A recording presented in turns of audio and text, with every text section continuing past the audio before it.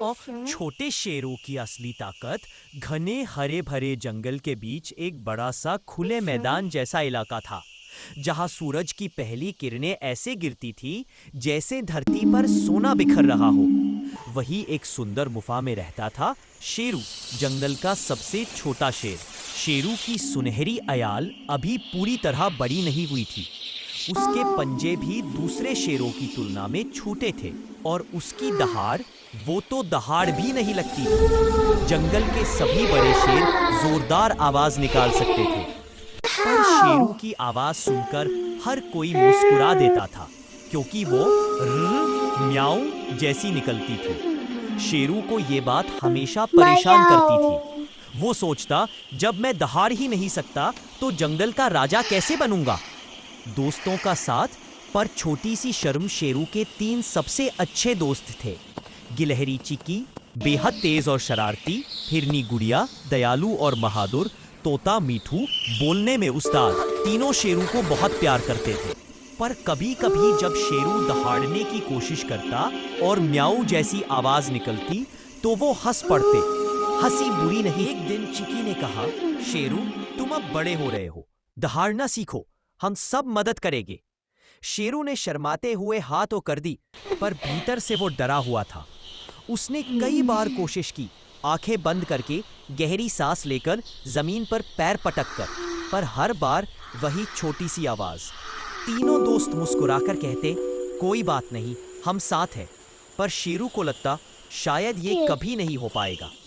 एक दिन जंगल में हलचल मच गई। सूरज ढलने वाला था, आसमान नारंगी होने लगा था। सभी जानवर अपने अपने घर लौटने की तैयारी कर रहे थे। तभी अचानक जंगल के अंदर से तेज आवाज आई, बचाओ, कोई है, बचाओ। ये आवाज बहुत घबराई हुई थी। चिकी ने अपने छोटे से कान खड़े कर लिए। ये आवाज तो मोनू खरगोश की लग रही है। तीनों दोस्त जल्दी जल्दी उस दिशा में भागे। झाड़ियों के पास पहुंचकर उन्होंने देखा कि मोनू खरगोश कांटों वाली झाड़ी में बुरी तरह फंसा हुआ था। उसका छोटा सा शरीर कांटों से कट गया था और वो रो रहा था। गुड़िया बोली, यदि हम झाड़ी को हाथ लगाएंगे तो हम भी घायल हो जाएंगे, क्या करें। सब घबराए हुए थे। तभी मीठू तोते ने कहा, अगर शेरू एक दहाड़ मार दे तो आसपास के जानवर सुनकर हमारी मदद के लिए आ जाएंगे। शेरू का दिल जोर जोर से धड़कने लगा। मैं दहाड़ूं, अगर फिर से छोटी आवाज निकली तो। लेकिन मोनू की आंखों में डर देखकर शेरू को अपने डर से ज्यादा उस छोटे खरगोश की चिंता हुई। हिम्मत का पहला कदम शेरू ने गहरी सांस ली। उसकी पूंछ कांप रही थी, पैर भी कांप रहे थे, पर इस बार सिर्फ एक ही बात उसके मन में चल रही थी, अगर मैं नहीं करूंगा तो मोनू को कौन बचाएगा। उसने पूरी ताकत जुटाई, आंखें बंद की और जितना ऊंचा हो सके उतना ऊंचा मुंह खोला। और फिर पूरे जंगल में एक आवाज गूंजी। ये आवाज ना तो बहुत बड़ी थी ना परफेक्ट थी, पर वो सच्ची, हिम्मत वाली और दिल से निकली दहाड़ थी।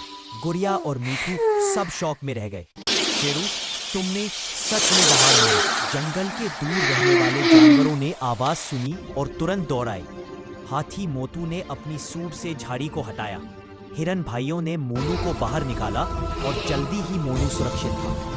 मोनू ने रोते रोते शेरू से कहा, धन्यवाद, ऐसे कपड़ा ठीक होगा और आगे बड़ा दहाड़ बनता है। बड़ा दहाड़ में,